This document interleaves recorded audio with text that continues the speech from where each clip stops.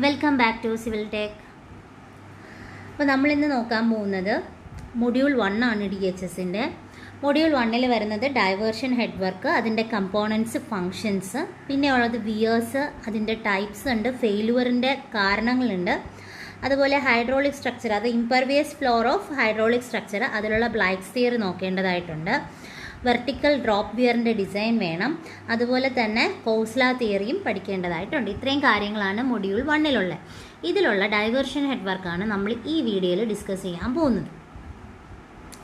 അപ്പോൾ diversion head work എന്ന് പറയുമ്പോൾ അതിലാദ്യം നമ്മൾ കനാൽ ഹെഡ് വർക്ക്സ് ആണ് നോക്കുന്നത്. കനാൽ ഹെഡ് വർക്ക്സ് എന്ന് പറയുമ്പോൾ ഇപ്പം റിവറിൽ നിന്ന് കനാലിലോട്ട് വാട്ടർ ഡൈവേർട്ട് ചെയ്ത് വിടാൻ വേണ്ടിയിട്ടാണ് നമ്മൾ കനാൽ ഹെഡ് വർക്ക്സ് പ്രൊവൈഡ് ചെയ്യുന്നത്. റിവറിന് എക്രോസ് ആയിട്ടായിരിക്കും നമ്മൾ കനാൽ ഹെഡ് വർക്ക്സ് ചെയ്യുന്നത്. അതുപോലെ തന്നെ ഡൈവേർഷൻ ഹെഡ് വർക്ക്സും ഉണ്ട്, സ്റ്റോറേജ് ഹെഡ് വർക്ക്സും ഉണ്ട്. ഡൈവേർഷൻ ഹെഡ് വർക്ക്സ് എന്ന് പറയുമ്പോഴത്തേക്കും നമ്മളിപ്പം റിവറിന് എക്രോസ് ആയിട്ട് ഒരു വിയർ കൺസ്ട്രക്ട് ചെയ്ത് വാട്ടറിൻ്റെ ലെവൽ നമ്മൾ റൈസ് ചെയ്തിട്ട് റിക്വയർഡ് എമൗണ്ടിലുള്ള വാട്ടർ നമ്മൾ കനാലിലോട്ട് കടത്തിവിടുന്നുണ്ട്. അഗ്രികൾച്ചറൽ പർപ്പസിന് വേണ്ടിയിട്ടാണ് നമ്മളിത് ചെയ്യുന്നത്. അതാണ് ഡൈവേർഷൻ ഹെഡ് വർക്ക് എന്ന് പറയുന്നത്. സ്റ്റോറേജ് ഹെഡ് വർക്ക് എന്ന് പറയുന്നത് മെയിനായിട്ട് എക്സാമ്പിൾ ഡാം എടുത്താൽ മതി. നമ്മൾ സ്റ്റോർ ചെയ്യുകയാണ് ചെയ്യുന്നത്. ഒരു ഹൈഡ്രോളിക് സ്ട്രക്ചർ ബേസ് ചെയ്തിട്ട് നമ്മൾ സ്റ്റോറിങ് നടക്കുന്നുണ്ട്. ദെൻ അതിൻ്റെ യൂസും ഉള്ളതിനെയാണ് നമ്മൾ എന്ത് പറയുന്നത്, സ്റ്റോറേജ് പ്ലസ് യൂസാണ് അവിടെ വരുന്നത്. ഓക്കെ, അതാണ് സ്റ്റോറേജ് ഹെഡ് വർക്ക് എന്ന് പറയുന്നത്. ഇത്രയും നമുക്കൊന്ന് നോക്കാം. To divert the water from river to canal, a structure is constructed across the river or called canal head work. Then diversion head work. Water can be raised so that the required amount of water can be diverted to canal. Storage head works. Water is getting stored using a hydraulic structure. ഇനി നമ്മൾ അടുത്ത് നോക്കുന്ന diversion head വർക്കാണ്. അപ്പോൾ diversion head വർക്കിൻ്റെ കാര്യങ്ങൾ നമ്മളിപ്പോൾ തന്നെ പറഞ്ഞു കഴിഞ്ഞു. ഡൈവേർഷൻ ഹെഡ് വർക്ക് എന്ന് പറയുമ്പോൾ എങ്ങനെയാണ്, റിവറിൻ്റെ ഫ്ലോ എങ്ങനെയാണോ അതിന് എക്രോസ് ആയിട്ടായിരിക്കും നമ്മൾ ഈ ഹെഡ് വർക്കും കാര്യങ്ങളും സെറ്റ് ചെയ്യുന്നത്. അപ്പോൾ ഈ കനാലിലോട്ട് വാട്ടർ എൻ്റർ ചെയ്യുന്ന സമയത്ത് സിൽറ്റ് ഫ്രീ ആയിട്ടായിരിക്കും കനാലിലോട്ട് വാട്ടർ പോകുന്നത്. ഓക്കെ, ഏകദേശം ഒരു ലേഔട്ട് സെക്ഷനാണ് ഈ കാണിച്ചിരിക്കുന്നത്. അതിൻ്റെ കമ്പോണൻസും പറയുന്നുണ്ട്. Weir, under sluices, divide wall, river training works, marginal bund, gate bank, fish ladder, canal head regulators, weirs and clay works such as shutters, gates, etc., silt regulation works. These are the components of diversion head work. അപ്പോൾ നമുക്കിപ്പം components തന്നെ correct നോക്കി പോവാം. ഇതാണ് കുറച്ചുകൂടി clear ആയിട്ടുള്ള figure എന്ന് പറയുന്നത്. റിവറുണ്ട്, അത് അപ്സ്ട്രീം സൈഡിൽ നിന്നാണ് വരുന്നത്. സോ അപ്സ്ട്രീം സൈഡിൽ നിന്ന് വരുന്ന സമയത്ത് റിവറിൽ നിന്നുള്ള വാട്ടറാണ് വരുന്നത്. അപ്പോൾ ഈ റിവറിൽ നിന്നുള്ള വാട്ടർ വരുന്ന സമയത്ത് നമ്മൾ എന്ത് ചെയ്യുന്നുണ്ട്, ഇവിടെ ഒരു വിയർ കൺസ്ട്രക്ട് ചെയ്യുന്നുണ്ട്. സോ ഇതാണ് വിയർ എന്ന് പറയുമ്പോൾ നോർമലി ഒരു സോളിഡ് ഒബ്സ്ട്രക്ഷൻ ആയിരിക്കും വിയർ. ഇതിൽ കൂടെ ഒരു ഗേറ്റ് കൊടുക്കുന്നുണ്ടെങ്കിൽ അതിനെ നമ്മൾ ബാരേജ് എന്ന് പറയും. ഒന്നേ വിയർ അല്ലെങ്കിൽ ബാരേജ്, ഇത് രണ്ടിൽ ഏതെങ്കിലും ആയിരിക്കും നമ്മൾ കൊടുക്കുന്നത്. അപ്പോൾ വിയർ അല്ലെങ്കിൽ ബാരേജ് കൊടുക്കുന്നുണ്ട്. അപ്പോൾ അതിൻ്റെ വ്യത്യാസം മനസ്സിലാക്കാം. വിയർ എന്ന് പറയുമ്പോഴത്തേക്കും ഒരു സോളിഡ് ഒബ്സ്ട്രക്ഷൻ മാത്രമേ കാണൂ. അതിന് മുകളിൽ കൂടെ ക്രസ്റ്റിൻ്റെ പോർഷനിൽ കൂടെ വെള്ളം പാസ് ചെയ്ത് പോകും. അതുപോലെ വാട്ടറിൻ്റെ ഫ്ലോ കൺട്രോൾ ചെയ്യാൻ വേണ്ടിയിട്ട് ഗേറ്റ്സോ കാര്യങ്ങളോ ഒന്നും കാണത്തില്ല. അതുപോലെ ഈ വിയറിൻ്റെ മുകളിൽ നമുക്ക് ട്രാൻസ്പോർട്ടേഷൻസ് ഒന്നും പ്രൊവൈഡ് ചെയ്യാനും പറ്റത്തില്ല. അതേസമയം ഗേറ്റ് വരുമ്പോൾ, ഗേറ്റ് ഉണ്ടെങ്കിൽ അതിന് നമ്മൾ ബാരേജ് എന്ന് പറയും. ഈ ബാരേജ് ആണെങ്കിൽ അതിൻ്റെ ക്രസ്റ്റ് പോർഷനിൽ കൂടെ ലാർജ് ഗേറ്റ്സ് പ്രൊവൈഡ് ചെയ്തിരിക്കുന്നതുകൊണ്ട് തന്നെ നമ്മൾ ടോപ്പിൽ ട്രാൻസ്പോർട്ടേഷൻ അവൈലബിൾ ആണ്. അതുപോലെ ഫ്ലോ നമുക്ക് കൺട്രോൾ ചെയ്യാൻ പറ്റും. പക്ഷേ വിയർ ചെയ്യുന്നതിനേക്കാളും കോസ്റ്റ്ലി ആയിരിക്കും.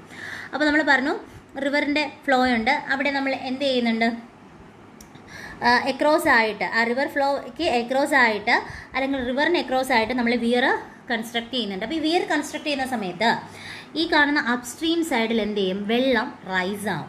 വാട്ടർ റൈസ് ആയിട്ട് ഈ ഒരു കനാലിലോട്ട് എന്ത് ചെയ്യുന്നുണ്ട്, കറക്റ്റ് അളവിൽ അല്ലെങ്കിൽ കറക്റ്റ് ക്വാണ്ടിറ്റിയിൽ കറക്റ്റ് പ്രഷറിൽ വാട്ടർ ഡൈവേർട്ട് ചെയ്ത് പോകുന്നുണ്ട്. ഈ കാര്യമാണ് അവിടെ നടക്കുന്നത്. ഇനി ഇതിൽ തന്നെ നോക്കേണ്ടത് വിയർ നമ്മൾ പറഞ്ഞു. ഈ വരുന്ന റിവറിൻ്റെ ഫ്ലോയ്ക്ക് ഇതാണ് റിവറിൻ്റെ ഫ്ലോ എന്ന് നമ്മൾ പറഞ്ഞത്. അപ്പം റിവറിന് കറക്റ്റ് ആ ഒരു കേസസിൽ അല്ലെങ്കിൽ അതിന് എക്രോസ് ആയിട്ടാണ് നമ്മൾ പറഞ്ഞു എന്താണ് വിയർ സെറ്റ് ചെയ്തിരിക്കുന്നതെന്ന് പറഞ്ഞു. ആ വിയർ സെറ്റ് ചെയ്തിരിക്കുന്നതിൻ്റെ ബേസിസിലാണ് വാട്ടർ റൈസ് ആയത്. അപ്പോൾ വാട്ടർ റൈസ് ആയതുകൊണ്ടാണ് നമുക്ക് കറക്റ്റ് അളവിൽ അല്ലെങ്കിൽ കറക്റ്റ് ആ പ്രഷർ ഫോമിൽ തന്നെ എന്ത് ചെയ്ത് വാട്ടർ ഡൈവേർട്ട് ചെയ്ത് പോയത്. ഇനി അതുപോലെ തന്നെ ആ ഫിഗർ നോക്കിയേ. ഇനി എന്തൊക്കെ സംഭവങ്ങളാണ് നമുക്ക് അവിടെ പറയാനുള്ളത്? ഒന്ന്, മാർജിനൽ ബണ്ടുണ്ട്, ഗേറ്റ് ബാങ്ക് ഉണ്ട്. ഇത് രണ്ടും എന്താണ്, റിവർ ട്രെയിനിങ് വർക്കാണ്. മാർജിനൽ ബണ്ടും ഉണ്ട്, ഗൈഡ് ബാങ്കും ഉണ്ട്. അപ്പോൾ നമുക്ക് ആദ്യം എന്താണ് മാർജിനൽ ബണ്ട്, എന്താണ് ഗൈഡ് ബാങ്ക് എന്ന് നോക്കാം. ഗേറ്റ് ബാങ്ക് എന്ന് പറയുമ്പോൾ മെയിനായിട്ട് നമ്മുടെ വാട്ടറിൻ്റെ ഫ്ലോ ഗൈഡ് ചെയ്ത് വിടാൻ വേണ്ടിയിട്ടാണ് നമ്മളിത് കൊടുക്കുന്നത്. ഒരു സ്മൂത്ത് അപ്രോച്ചസ് ഒക്കെയാണ് ഇത് പ്രൊവൈഡ് ചെയ്യുന്നത്. അതേസമയം മാർജിനൽ ബണ്ട് എന്ന് വെച്ചാൽ ഒരു ഫ്ലഡ് എംബാക്ക്മെൻറ്റ് പോലെയാണ് കൊടുത്തിരിക്കുന്നത്, ഒരു പ്രൊട്ടക്ഷന് വേണ്ടിയിട്ട്. ആ ഒരു എംബാക്ക്മെൻറ്റ് ഏരിയ അല്ലെങ്കിൽ നമുക്ക് കരഭാഗത്തെ പ്രൊട്ടക്റ്റ് ചെയ്യുന്ന രീതിയിലാണ് നമ്മൾ ഈ മാർജിനൽ ബണ്ട്സ് പ്രൊവൈഡ് ചെയ്തിരിക്കുന്നത്. കറക്റ്റ് ഒരു ബൗണ്ടറി പോലെ അല്ലെങ്കിൽ ഒരു മാർജിൻ പോലെ ആയിരിക്കും നമ്മളത് സെറ്റ് ചെയ്തിരിക്കുന്നത്. ഇനി നോക്കിക്കേ, ഇവിടെയുള്ളത് ഈ ഒരു പോർഷനാണ് നമ്മൾ ഡിവൈഡ് വാൾ എന്ന് പറയുന്നത്. ഡിവൈഡ് വാൾ, ഈ ഒരു പോർഷനെയാണ് നമ്മൾ ഡിവൈഡ് വാൾ എന്ന് പറയുന്നത്. ഡിവൈഡ് വാളിൻ്റെ തന്നെ തൊട്ടടുത്ത് അതേപോലെ അതിന് കറക്റ്റ് പാരലൽ രീതിയിലാണ് നമ്മൾ ഫിഷ് ലാഡർ കൊടുത്തിരിക്കുന്നത്. അപ്പോൾ ഈ ഡിവൈഡ് വാളിനെ കുറിച്ചാണ് നമ്മളിനി പറയാൻ പോകുന്നത്. ഡിവൈഡ് വാൾ എന്ന് പറയുമ്പോൾ ഇതിനെ നമ്മൾ ഡിവൈഡ് ഗ്രോയിൻസ് എന്നും പറയാം. എന്തെന്ന് പറയാം? Divide groin. ഇനി എന്താണ് ഇതിൻ്റെ പ്രത്യേകത എന്ന് ചോദിച്ചാൽ, ഈ ഫിഗറിൽ നിന്ന് കാണുമ്പോൾ തന്നെ അറിയാം നമ്മളിത് കൺസ്ട്രക്ട് ചെയ്തിരിക്കുന്നത് എങ്ങനെയാണ്. ആ റിവറിൻ്റെ ഫ്ലോ ബേസ് ചെയ്ത് നോക്കുകയാണെങ്കിൽ, റിവറിൻ്റെ ഫ്ലോ ബേസ് ചെയ്ത് അതുപോലെ വിയറിൻ്റെ ആക്സിസ് കൂടെ നോക്കുകയാണെങ്കിൽ അതിന് പെർപെൻഡിക്കുലർ ആകുന്ന രീതിയിലാണ് നമ്മൾ ഈ ഡിവൈഡ് വാള് കൺസ്ട്രക്ട് ചെയ്തിരിക്കുന്നത്. ഓക്കെ, റിവർ ഫ്ലോയും വരുന്നുണ്ട്, അതുപോലെ വിയേഴ്സ് അവിടെയുണ്ട്. അപ്പോൾ വിയേഴ്സിൻ്റെ ആക്സിസിന് പെർപെൻഡിക്കുലർ ആയിട്ടാണ് നമ്മളിത് ചെയ്തിരിക്കുന്നത്. ഡിവൈഡ് വാൾ എന്ന് വെച്ചാൽ ലോങ് മേസണറി അല്ലെങ്കിൽ ഒരു കോൺക്രീറ്റ് വാൾ കൊണ്ടാണ് നമ്മൾ സെറ്റ് ചെയ്തിരിക്കുന്നത്. ഇതിൻ്റെ വിഡ്ത്ത്, ടോപ്പിലുള്ള വിഡ്ത്ത് ഒരു 1.5 to 2.5 മീറ്റർ വിഡ്ത്തിലായിരിക്കും നമ്മളിത് ചെയ്തിരിക്കുന്നത്. അതുപോലെ തന്നെ ഇതേ സെയിമിലാണ് നമ്മളിപ്പോഴത്തെ ഫിഷ് ലാഡർ കൂടെ കൊടുത്തിട്ടുണ്ട്. ഫിഷ്, ആ പേര് തന്നെ അറിയാം, ഫിഷ് ലാഡർ എന്ന് വെച്ചാൽ ഫിഷിന് വേണ്ടി ആയിരിക്കുമല്ലോ. ഫിഷ് ലാഡർ എന്ന് പറയുമ്പോഴത്തേക്കും ഇതിൽ ഫിഷിൻ്റെ ഈസി മൂവ്മെൻറ്റിന് വേണ്ടിയിട്ടാണ് ഫിഷ് ലാഡർ ചെയ്യുന്നത്. ഈ ഒരു വര കണ്ടില്ലേ, ഇതിനെയാണ് നമ്മൾ ബഫിൾ വാൾസ് എന്ന് പറയുന്നത്. അപ്പോൾ ഇവിടെ കൂടെ വരുന്ന ഫിഷസ് ഈ വോളിൽ തട്ടാത്ത രീതിയിൽ ഈ ഒരു രീതിയിലായിരിക്കും മൂവ് ചെയ്യുന്നത്. അപ്പോൾ സ്വാഭാവികമായിട്ട് ആ വരുന്ന സ്പീഡ് അവിടെ കാണത്തില്ല, ആ വോൾസ് തട്ടാത്ത രീതിയിലായിരിക്കില്ലേ പാസ് ചെയ്യുന്നത്. സോ അതിന് വേണ്ടി തന്നെയാണ് നമ്മൾ ബഫിൾ വാൾസ് പ്രൊവൈഡ് ചെയ്തിരിക്കുന്നത്. അപ്പം ഈസി ആയിട്ട് ഫിഷിന് മൂവ് ചെയ്യത്തക്ക രീതിയിലായിരിക്കും ഫിഷ് ലാഡർ നമ്മൾ സെറ്റ് ചെയ്തിരിക്കുന്നത്. ഇതിലൊരു ബഫിൾ വാൾസ് കൂടി കാണും. അടുത്ത് പറയുന്നതാണ് അണ്ടർ സ്ലൂയിസസ്. ഇത് നോക്കിയാൽ മതി, അണ്ടർ സ്ലൂയിസസ് അല്ലെങ്കിൽ അതിനെ നമ്മൾ പറയുന്ന വേറൊരു പേരാണ് സ്കോറിംഗ് സ്ലൂയിസസ്. ചെറിയൊരു ഓപ്പണിംഗ് ആയിരിക്കും, നമ്മൾ വിയറിൻ്റെ അല്ലെങ്കിൽ ബാരേജിൻ്റെ ബോട്ടം പോർഷനിലായിട്ടാണ് കാണുന്നത്. ഇതിലൊരു മൂവബിൾ ഗേറ്റ്സ് കാണും, കാരണം റിവറിൽ നിന്ന് വരുന്ന വാട്ടറിൽ കുറേ സിൽറ്റ് കാണും. അപ്പോൾ ഈ സിൽറ്റ് അത്യാവശ്യം നിറഞ്ഞു വരുന്ന സമയത്ത് നമ്മൾ ഈ ഗേറ്റ്സ് ഓപ്പൺ ചെയ്യുകയും അതുവഴി കുറേ സിൽറ്റ് പുറത്തോട്ട് പോവുകയും ചെയ്യും. അതാണ് അണ്ടർ സ്ലൂയിസസിൽ മെയിനായിട്ട് പറയാനുള്ളത്. അടുത്ത് പറയുന്നത് സിൽറ്റ് എക്സ്ക്ലൂഡർ എന്ന് പറയുമ്പോൾ സിൽറ്റ് കൺട്രോളിംഗ് ഡിവൈസാണ് സിൽറ്റ് എക്സ്ക്ലൂഡർ എന്ന് പറയുന്നത്. നമ്മൾ ഈ സിൽറ്റ് എക്സ്ക്ലൂഡർ ചെയ്തിരിക്കുന്നത് റിവറിൻ്റെ ബെഡിലാണ്. എന്ന് വെച്ചാൽ കനാൽ ഹെഡ് റെഗുലേറ്റർ വെക്കുകയാണെങ്കിൽ ആ കനാൽ ഹെഡ് റെഗുലേറ്ററിന് ബാക്കിലായിട്ട് അല്ലെങ്കിൽ ഇൻഫ്രണ്ട് ആയിട്ടായിരിക്കും നമ്മൾ ഇത് വയ്ക്കുന്നത്. അതുപോലെ തന്നെ സിൽറ്റിനെ എക്സ്ക്ലൂഡ് ചെയ്ത് കളയുക എന്നുള്ളൊരു ധർമ്മമാണ് സിൽറ്റ് എക്സ്ക്ലൂഡറിൽ ഉള്ളത്. ഇനി ഈ സിൽറ്റ് എക്സ്ക്ലൂഡർ പറയുന്ന സമയത്ത് തന്നെ ഇതിൽ വേറൊരു സംഭവം കൂടെ പറയാനുള്ളത്, സിൽറ്റ് ഇജക്ടർ അല്ലെങ്കിൽ സിൽറ്റ് എക്സ്ട്രാക്ടർ. പക്ഷെ ഒരു വ്യത്യാസം എന്ന് വെച്ചാൽ ഇത് റിവറിലായിരിക്കില്ല, ഇത് കാണുന്നത് കനാലിലോട്ടായിരിക്കും. കാരണം റിവറിൽ നിന്ന് ഇപ്പോൾ സിൽറ്റൊക്കെ കൺട്രോൾഡ് ആയി കംപ്ലീറ്റ് പ്യുവർ ആയിട്ടാണ് വാട്ടർ കനാലിലോട്ട് വരുന്നത് നമുക്ക് പറയാൻ പറ്റത്തില്ല. ഒരുപാട് സിൽറ്റ് ഇനിയും കാണും. അപ്പോൾ അങ്ങനെ റിവറിൽ നിന്ന് വീണ്ടും സിൽറ്റ് എന്തെങ്കിലും ഉണ്ടെങ്കിൽ അത് എക്സ്ട്രാക്ട് ചെയ്ത് കളയാൻ അല്ലെങ്കിൽ ഇജക്റ്റ് ചെയ്ത് കളയാൻ വേണ്ടിയിട്ടാണ് കനാലിൽ നമ്മൾ സിൽറ്റ് ഇജക്റ്റേഴ്സ് അല്ലെങ്കിൽ സിൽറ്റ് എക്സ്ട്രാക്ടേഴ്സ് വച്ചേക്കുന്നത്. ഇതെന്ന് പറയുമ്പോൾ നമ്മൾ കനാലിൽ മെയിനായിട്ട് കനാലിലാണ്. ഇപ്പോൾ ഈ സിൽറ്റ് എക്സ്ക്ലൂഡർ എന്ന് പറയുമ്പോഴത്തേക്കും റിവറിൽ കൺസ്ട്രക്ട് ചെയ്യുകയും സിൽറ്റ് ഇജക്ടർ എന്ന് പറയുന്നത് കനാലിൽ കൺസ്ട്രക്ട് ചെയ്യുകയാണ് ചെയ്യുന്നത്. അടുത്ത ടേമാണ് നമ്മൾ ആദ്യമേ പറഞ്ഞ കനാൽ ഹെഡ് എന്ന് പറയുന്നത്, അല്ലെങ്കിൽ കനാൽ ഹെഡ് റെഗുലേറ്റർ എന്ന് വെച്ചാൽ കനാലിലുള്ള വാട്ടറിൻ്റെ ഫ്ലോ ഒന്ന് കൺട്രോൾ ചെയ്യാൻ വേണ്ടിയിട്ടാണ് കനാൽ ഹെഡ് റെഗുലേറ്റേഴ്സ് നമ്മൾ യൂസ് ചെയ്യുന്നത്. സ്ട്രക്ചേഴ്സ് എന്ന് പറയുമ്പോൾ normally provided at the head of canal ആണ്, regulates the supply of water into canal and its control entry of silt into canals, prevent entry of flood water into canal and aligned at 90 degree to via axis. Okay, അപ്പോൾ ഇത്രയും parts ആണ് മെയിനായിട്ട് നമുക്ക് diversion head വർക്കിൽ പറയാനുള്ളത്. ഇനി നമുക്ക് ഓരോന്നും ജസ്റ്റ് വായിച്ചു പോവാം. പറഞ്ഞ കാര്യങ്ങളൊക്കെ തന്നെയാണ് വരുന്നത്.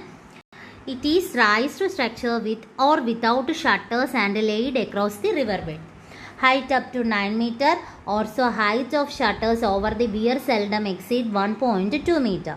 Entire length of the weir is divided into number of bays by means of divert piers so to avoid cross flow in floods.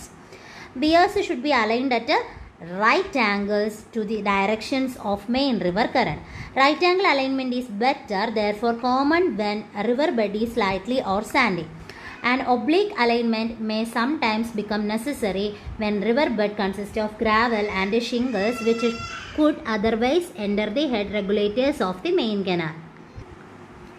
Divide wall. It is a masonry or a concrete wall constructed at right angles to the axis of the weir and separates the weir proper from the under-sluices. Divide wall extends on the upstream side beyond the beginning of the canal head regulators, and on the downstream side it extends up to the length of loose protections of the under-sluices. Uses: separates the under-sluices from weir proper since the crest level of the under-sluices is lower than that of weir proper. The two must be separated. Helps in providing comparatively less turbulent pockets near canal head regulators, resulting in deposition of silt in the pockets. Keep the cross currents away from the weir. Sometimes additional divide walls projecting at right angles to weir may constructed. Already പറഞ്ഞ കാര്യം തന്നെയാണ് divide വാളിൻ്റെത്. എന്താ നമ്മൾ പറഞ്ഞ masonry അല്ലെങ്കിൽ concrete വാൾ constructed ആണ്. വിയേഴ്സിൻ്റെ ആക്സിസിന് എടുക്കുകയാണെങ്കിൽ right angle ആയിട്ട് തന്നെ ആയിരിക്കും നമ്മളിത് ചെയ്തിരിക്കുന്നത്. നമ്മുടെ വിയേഴ്സിൽ തന്നെ പ്രോപ്പറായിട്ട് ഈ അണ്ടർ സ്ലൂയിസസിനെ കട്ട് ചെയ്യുന്നതിനൊക്കെ ഹെൽപ്പ് ചെയ്യുന്നത് ഡിവൈഡ് വാളാണ്. ആ ഒരു സെപ്പറേഷൻ കൊടുക്കുന്നത് ഡിവൈഡ് വാളാണ്. അതുപോലെ തന്നെ ഇതിൻ്റെ ഒരു അപ്സ്ട്രീം സൈഡിൽ ആ ഒരു വാൾസ് എക്സ്റ്റെൻഡ് ചെയ്ത് നിൽക്കുന്നുണ്ട്. പിന്നെ നമുക്ക് പിന്നെ മെയിൻ യൂസസ് എന്ന് പറയുമ്പം അറിയാലോ, ഓൾറെഡി നമ്മൾ പറഞ്ഞ പോലെ തന്നെ വിയറിൽ പ്രോപ്പറായിട്ട് അണ്ടർ സ്ലൂയിസസിൻ്റെ പോർഷൻസ് പ്രൊവൈഡ് ചെയ്യുന്നുണ്ട്. അതുപോലെ തന്നെ ഒരു ടർബുലൻ്റ് പോക്കറ്റ്സ് കനാൽ ഹെഡ് റെഗുലേറ്റേഴ്സിന് അടുത്തായിട്ട് ഒരു ടർബുലൻ്റ് ഹെഡ് പോക്കറ്റ്സ് നമുക്ക് സെറ്റ് ചെയ്യാൻ വേണ്ടിയിട്ട് ഹെൽപ്പ് ചെയ്യുന്നുണ്ട്. ഈ പോക്കറ്റ്സ് എന്ന് പറയുമ്പം മെയിനായിട്ട് അവിടെ ഡെപ്പോസിഷനാണ് നടക്കുന്നത് സിൽറ്റിൻ്റെ. ഓക്കെ, ഇതാണ് ഡിവൈഡ് വാളിനെ കുറിച്ച് പറയാനുള്ളത്. ഈ ആദ്യം പറഞ്ഞ കാര്യം തന്നെയാണ് ഇനി അങ്ങോട്ട് റിപ്പീറ്റ് ചെയ്ത് പറയുന്നത്. അപ്പം നിങ്ങൾക്കത് എഴുതാൻ പറ്റുമെങ്കിൽ ഇത് ജസ്റ്റ് വായിച്ചില്ലെങ്കിലും ആ കാര്യങ്ങൾ വെച്ച് നിങ്ങൾ സെറ്റ് ചെയ്യുക. ഈ കാണിച്ചിരിക്കുന്നതാണ് ഫിഷ് ലാഡർ എന്ന് പറയുന്നത്. ഇതാണ് ബഫിൾ വാൾസ്. ഫിഷ് ലാഡറിൻ്റെ ബഫിൾ വാൾസ് ആണിത്. അപ്പോൾ ഈ ഫിഷ് വരുന്ന സമയത്ത് ബഫിൾ വാൾസിൽ തട്ടാത്ത രീതിയിൽ അതിൻ്റെ ആദ്യം വരുന്ന സ്പീഡ് ആയിരിക്കില്ല പിന്നെ ഉണ്ടാവുന്നത്. Large rivers are generally inhabited by several types of fish, many of which are migratory. They move from one part to the river to another part according to the season. If no arrangement is made in the river or dam to enable the fish to pass upstream, then such migratory fish have been found to be striking against the water current till death. വേറൊന്നുമല്ല പറഞ്ഞിരുന്നത്, normally ഈ വെള്ളം നമ്മുടെ റിവേഴ്സിലൂടെ വരുന്ന fishes, അത് പല ടൈപ്പിലുള്ള fishes കാണാം. അത് അപ്സ്ട്രീം സൈഡിൽ നിന്ന് ഡൗൺ സ്ട്രീം സൈഡിലോട്ട് വരുമ്പോൾ അത് അത്രയും ലെവൽ മേളിൽ നിന്ന് താഴോട്ടാണ് വരുന്നത്. അപ്പോൾ അത് ഹിറ്റായി അല്ലെങ്കിൽ അത് സ്ട്രൈക്ക് ചെയ്ത് അതിന് ഡെത്ത് സംഭവിക്കാനുള്ള ചാൻസസ് ഉണ്ട്. അപ്പോൾ അങ്ങനെയില്ല, കാരണം ആ വരുന്ന അതേ സ്പീഡിലാണ് താഴോട്ട് വീഴുന്നത്. അപ്പോൾ അതിൻ്റെ സ്പീഡ് കുറയ്ക്കാനൊക്കെ വേണ്ടിയിട്ടാണ് നമ്മൾ ഫിഷ് ലാഡർ സെറ്റ് ചെയ്തിരിക്കുന്നത്. അപ്പോൾ ഫിഷ് ലാഡർ വഴി ദെൻ താഴോട്ടേക്ക് വരുന്ന സമയത്ത് വലിയ പ്രശ്നം വരത്തില്ല. Simply an open gap is left the weir for the migration. The velocity of flow through such an opening will be very high so that strongest fish cannot move upstream. ഇത് ഈ ഫിഗറിൽ baffle വാൾസിനെ കറക്റ്റായിട്ട് കാണിച്ചിട്ടുണ്ട്. അതുപോലെ ഈ കാണിച്ചിരിക്കുന്നത് ഫിഷിൻ്റെ മൂവ്മെൻറ്റ്സിൻ്റെ ഡയറക്ഷനാണ്. A structure which enables the fish to pass upstream is called a fish ladder. It is a device by which flow energy can dissipate in such a manner as to provide smooth flow at a sufficient low velocity. Our velocity is not exceeding 3 to 3.5 meter per second. It's generally accomplished by providing a narrow opening adjacent to the divide wall and provide suitable buffers in so as to control the flow velocity. Okay. അടുത്ത് നമ്മൾ നോക്കുന്നത് under sluices അല്ലെങ്കിൽ scoring sluices ആണ്. അത് ഈ കാണുന്നതാണ് under sluices അല്ലെങ്കിൽ scoring sluices എന്ന് പറയുന്നത്. കമ്പാരിറ്റീവ്ലി അവിടെ നടക്കുന്നത് ഒരു ലെസ് ആയിട്ടുള്ള ടർബുലൻറ്റ് പോക്കറ്റ്സ് ഓഫ് വാട്ടർ ആണ്. അതുപോലെ തന്നെ ഇത് കൺസ്ട്രക്ട് ചെയ്തിരിക്കുന്നതെന്ന് പറയുമ്പോൾ നമ്മുടെ വിയർ പറഞ്ഞു, വിയറിൻ്റെയൊക്കെ ആ ഒരു സെപ്പറേഷൻ വെച്ചിട്ട് അതിൻ്റെ അണ്ടർ പോർഷനിലാണ് വരുന്നത്. അതുപോലെ തന്നെ കനാൽ ഹെഡ് റെഗുലേറ്ററിൻ്റെ അടുത്തുമാണ്. അതുപോലെ അണ്ടർ സ്ലൂയിസസ് എന്ന് പറയുമ്പം അതിൻ്റെ ക്രസ്റ്റ് എന്ന് പറയുന്നത് the crest of the under sluices portion of the weir kept the lower level than crest of the normal portion of the weir. അതുപോലെ the under sluices length of weir എന്ന് പറയുന്നത് divided in a number of ways by piers and separate gates are installed on these ways. These opening will also help in scouring and removing the deposited silt from the under sluices pocket and hence are also called scoring sluices. ഇതും പറഞ്ഞ points മാത്രമേ ഇവിടെ പറഞ്ഞിട്ടുള്ളൂ. അടുത്തത് കനാലിൻ്റെ head regulator ആണ്. ഇതിലെന്ന് പറയുമ്പം of taking canals, അതാണ് മെയിനായിട്ട് ഇവിടെ നമുക്ക് പറയാനുള്ളത്. അതുപോലെ തന്നെ വാട്ടറിൽ കനാലിലോട്ട് എൻ്റർ ചെയ്യുന്ന വാട്ടറിനെ കൺട്രോൾ ചെയ്യുക, റെഗുലേറ്റ് ചെയ്യുക, സിൽറ്റ് കൺട്രോൾ ചെയ്യുക. അതുപോലെ തന്നെ റിവറിൻ്റെ ഫ്ലഡിൻ്റെ ടൈമിൽ ആ ഒരു അകത്തോട്ട് കയറുന്ന റിവറിൻ്റെ റിവറിലുള്ള വാട്ടർ കനാലിലോട്ടോ അല്ലെങ്കിൽ റിവറിലോട്ടോ തന്നെ അമിതമായിട്ട് പോകുന്നത് നമുക്ക് കൺട്രോൾ ചെയ്യാൻ അല്ലെങ്കിൽ പ്രിവെൻറ്റ് ചെയ്യാൻ വേണ്ടിയിട്ട് പറ്റും. ഫോർ എക്സാമ്പിളായിട്ട് നമ്മൾ റിവറിൽ വാട്ടറിൻ്റെ ഫ്ലോ കൂടുതലാണെങ്കിൽ അത് കനാലിലോട്ട് പോകാതെ റെഗുലേറ്റ് ചെയ്യാൻ വേണ്ടിയിട്ട് കനാൽ ഹെഡ് റെഗുലേറ്റേഴ്സ് ഹെൽപ്പ് ചെയ്യുന്നുണ്ട്. അടുത്തത് സിൽറ്റ് എക്സ്ക്ലൂഡർ ആണ്.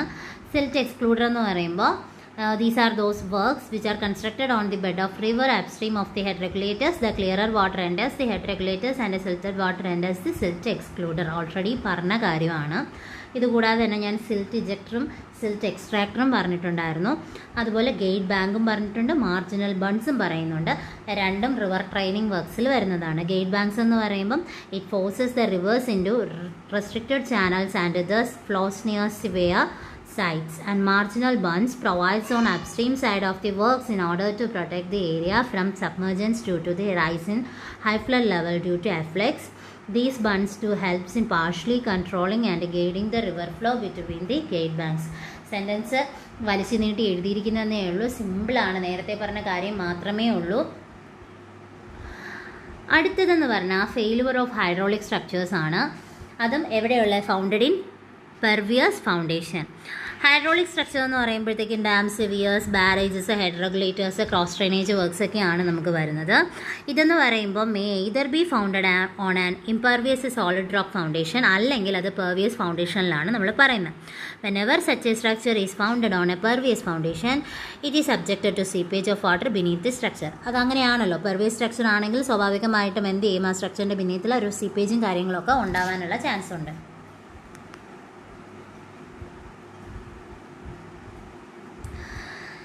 Then the water seeping below the body of the hydraulic structure endangers the stability of the structure's man and may causes its failure by piping and direct uplift. അത് മെയിനായിട്ട് വരുന്ന failure ആണ് അവിടെ mention ചെയ്തിരിക്കുന്നത്, പൈപ്പും direct അപ്ലിഫ്റ്റും. ഇതിൽ failure by piping അല്ലെങ്കിൽ undermining എന്ന് പറയുമ്പോൾ നമ്മൾ സീപ്പേജ് ചെയ്ത വാട്ടർ നമ്മൾ ഈ പറഞ്ഞിരിക്കുന്ന ഹൈഡ്രോളിക് സ്ട്രക്ചറിൻ്റെ ഫൗണ്ടേഷൻ ബേസിസിൽ വരുന്ന സമയത്ത് അവിടുത്തെ ഫെയിലുവർ ഉണ്ടാകുന്നത് ഈ ഒരു പോർഷൻ പോലെ ആയിരിക്കും. when the seepage water retains sufficient residual forces and the emerging downstreams end of the work, it may lift up the soil's particles. This leads to increases porosity of the soil by progressive removal of soil from beneath the foundation. Okay, ഫൗണ്ടേഷനിൽ നിന്ന് ആ soils എന്ത് ചെയ്യുന്നുണ്ട്, remove ചെയ്ത് പോകുന്നുണ്ട്. അതുപോലെ തന്നെ പോറോസിറ്റിയും അവിടെ കൂടുന്നുണ്ട്. അതിൻ്റെ ഫലമായിട്ടാണ് ഈ പൈപ്പിംഗ് അല്ലെങ്കിൽ അണ്ടർമൈനിങ് ഉണ്ടാകുന്നത്. ഫിഗർ കാണുമ്പോൾ തന്നെ അറിയാം, ഒരു പൈപ്പ് ബേസ് ചെയ്തിട്ടല്ലേ വരുന്നത് ആ ഒരു സ്ട്രക്ചർ. അതുപോലെ തന്നെ ഡയറക്റ്റ് അപ്ലിഫ്റ്റ് എന്ന് പറയുമ്പോൾ വാട്ടർ സീപ്പ് ചെയ്യുന്നുണ്ട് സ്ട്രക്ചറിൻ്റെ താഴോട്ട്. ആ സമയത്ത് അവിടെ ഒരു അപ്ലിഫ്റ്റ് പ്രഷർ എക്സേർട്ട് ചെയ്യുന്നുണ്ട് നമ്മുടെ സ്ട്രക്ചറിൻ്റെ ഫ്ലോറിലോട്ട്. അപ്പോൾ ഈ പ്രഷർ എന്ന് പറയുമ്പം കൗണ്ടർ ബാലൻസ് ചെയ്യുന്നില്ല by the weight of the concrete or masonry floor. The structure will fails the rupture of a part of the floor. അങ്ങനെ ആ ഒരു കണ്ടീഷൻ ബേസ് ചെയ്തിട്ട് അവിടെ ഒരു ഫെയിലുവർ ഉണ്ടാകുന്നുണ്ട്. That failure is known as direct uplift. അത് കാരണം നമ്മൾ അപ്ലിഫ്റ്റ് പ്രശ്നം കാരണമാണ് അവിടെ ഉണ്ടാകുന്നത്. അതുകൊണ്ടാണ് ഫെയിലുവർ ബൈ ഡയറക്റ്റ് അപ്ലിഫ്റ്റ് എന്ന് പറയുന്നത്.